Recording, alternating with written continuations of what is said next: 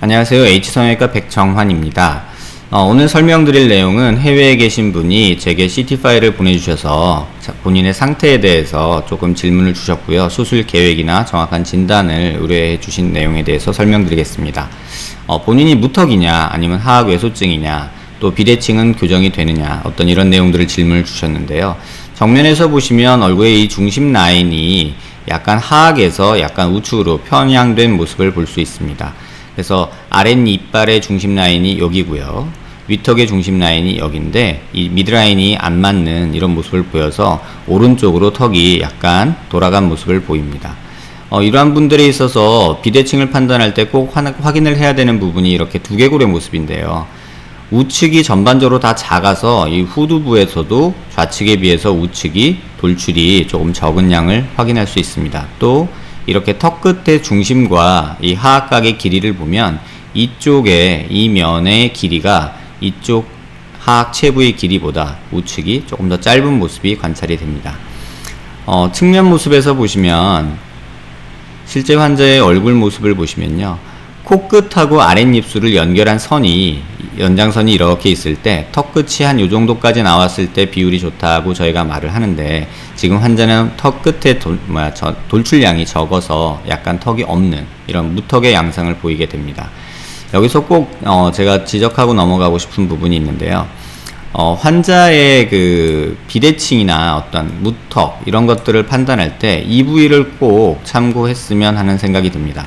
지금 이 환자의 경우에서도 조금 화면을 조정하면요. 정면에서 볼 때는 그냥 턱이 있다. 조금 돌출량이 적구나. 또 이 부분이 조금 꺼져 보이네. 짧네. 요 정도만 느낌이 보이지만 약간 고개를 숙여서 보면 턱이 돌출된 양이 적음에도 불구하고 이쪽 부위에는 약간 오목하게 꺼져 있는 모습이 관찰이 됩니다. 이 상황에서 턱에 보형물을 넣어서 턱끝만 전진이 이루어진다거나 또는 자각골 전진술을 시행해서 턱끝에만 전진이 이렇게 이루어지게 되면 이쪽 부위, 다시 말하면 이쪽 부위도 마찬가지고요. 함몰이 조금 더 과장되는 모습을 보이게 됩니다. 이러한 환자에서 턱과 뼈의 모습을 오버랩 시킨 모습을 보시면요. 이렇게 됐을 때 턱이 전진이 되면 이쪽 라인이 절골이 돼서 앞으로 나오게 되면 이 피부 표면에서 보이는 이 하얀 선이 앞으로 나오게 됩니다. 그리고 또 이쪽에 2차각이 생겨서 2차각을 조금 제거해 주게 되면 이쪽엔 함몰이 더 과장되게 되죠. 따라서 정면 모습에서는 오히려 이 측면이 이 하악 체부의 모습이 더 함몰이 생긴 듯이 보이게 되고 전진술이나 보형물 수술로는 측면 모습에서의 이런 프로파일이라고 하는데요. 이 부분만 개선이 되는 효과가 생기게 됩니다. 많은 무턱 수술이나 하악 외소증 환자의 수술 결과 사진을 보실 때 대부분 다 이렇게 측면 모습을 보여주실 텐데요. 사실 정면 모습도 무시할 수 있는 부분은 아니라고 생각합니다. 측면에서 분명히 보형물이 들어가거나 자각골 전진술이 일어났을 때 이 턱선의 개선 효과는 분명히 있지만 정면이나 약간 고개를 숙인 모습에서는 아까 말씀드린 대로 이 부위의 함몰이 은연중에 많이 괴롭히게 되는 경우가 많은 것 같습니다. 이 환자에서 그래서 적절하게 저희가 진단을 한다면 하악이 왜소하다라고 말하기는 조금 어려운 점이 있습니다. 그러니까 하악 왜소증이라고 진단하기에는 조금 어려움이 있지만 그렇다고 단순히 무턱이라고 판단하기에도 조금 아쉬운 점들이 몇 가지가 있습니다. 제가 항상 턱을 판단할 때 이 턱의 상하 길이와 여기서부터 여기까지의 앞뒤 길이를 말씀을 드리는데요. 이 상하 길이가 턱끝 전진술을 못할 정도로 짧은 정도는 아닙니다. 하지만 분명히 짧고요. 그래서 이 턱뼈가 이만큼 선에서 전진이 이루어진다면 이쪽에 이러한 계단 현상이 생기게 됩니다. 그러면 그 계단 현상을 없애기 위해서 여기를 또 추가적으로 절제를 하게 되고요. 그랬으면 아까 말씀드린 정면이나 측면, 고개를 숙인 모습에서 이쪽 부위에 함몰이 더 과장이 되죠. 하악 외소증을 일반적으로 진단할 때는 이 길이가 짧은 경우를 특징적으로 하는데요. 또는 하악 과두의 길이가 짧거나 하악각이 약간 후방으로 위치하거나 이 오클루잘 플레인이라고 하는데요. 교환면 자체가 굉장히 가파르게 만들어지는 경우가 있습니다. 이 환자도 그냥 단순히 무턱이라고 진단하기엔 뭔가 좀 부족하고 또 하악 외소증이라고 하기에는 하악각이 이 길이가 어느 정도 있어서 조금 애매하지만 치료는 하악 외소증에 준해서 약간 이 하악각 부분을 좀 채워주고 그 다음에 전진을 만드는 그런 방법으로 수술을 진행하는 것이 좀 더 좋지 않을까 합니다. 이 환자에서 하악 부분만 조금 더 분리를 해서 보면요, 제가 미리 좀 작업을 해놨는데요, 이 부분을 조금 이렇게 하악만 분리해서 좀 보겠습니다.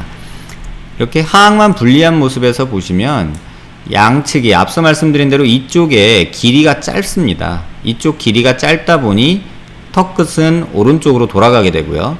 또 하악 과두에서 하악각까지 내려오는 이 곡선이 약간 수직에 가까운 반면에 약간 긴 쪽은 이렇게 기울어진 모습이 좀 관찰이 됩니다.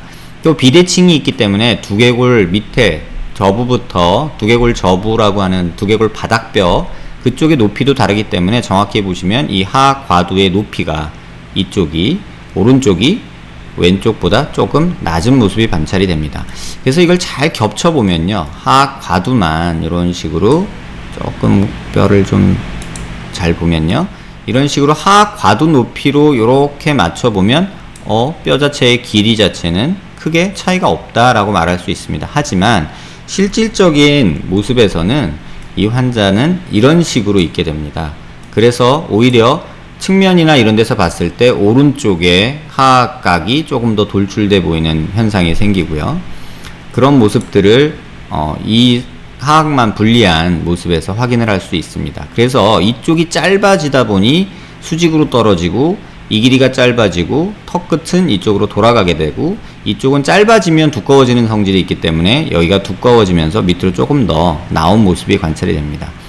이러한 모습까지 고려해서 수술 계획은 이쪽 면에 뼈 볼륨을 조금 더 주고요. 그러면서 전진이 이루어지고 제일 중요한 이 부위에 이 면에 이 각도에서의 이 하악 바디의 체부의 이 볼륨이 어느 정도 만들어지면서 전진이 돼야지 이 앞부분에서 조금 보형물로 이렇게 나온다던가 전진술을 시행해서 이 부분만 나오고 여기가 더 꺼지게 만드는 그런 수술은 수술 후에 측면 모습은 좋아지지만 정면이나 어떤 고개를 약간 숙인 모습에서는 좀 아쉬운 모습이 나타날 수 있다고 생각이 됩니다.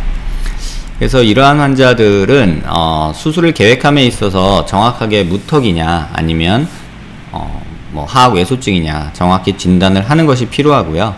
그러한 정확한 진단 아래 수술을 계획하면 보다 좀 미용적으로 우수한 결과를 만들 수 있다고 생각이 됩니다.